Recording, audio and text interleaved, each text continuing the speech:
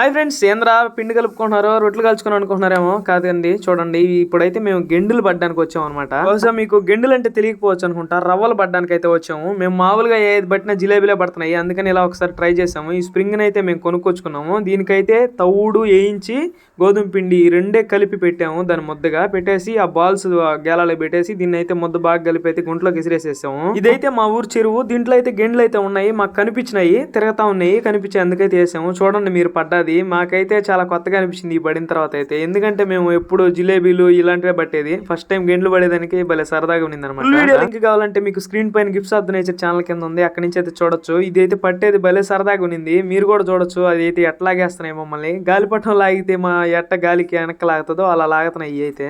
చాలా మంది అయితే ఇది అరటి పండు కలపాలి, గుడ్డు కలపాలి, బిస్కెట్ కలపాలి, ఏ చెప్తా ఉంటారు. మేము అవన్నీ తినేసి ఓన్లీ తౌడు గోధుమ పిండి మాత్రమే కలిపి పెట్టాము. మాకైతే చేపలు పడ్డాయి. వీడియో నచ్చితే లైక్ చేయండి. Bye friends.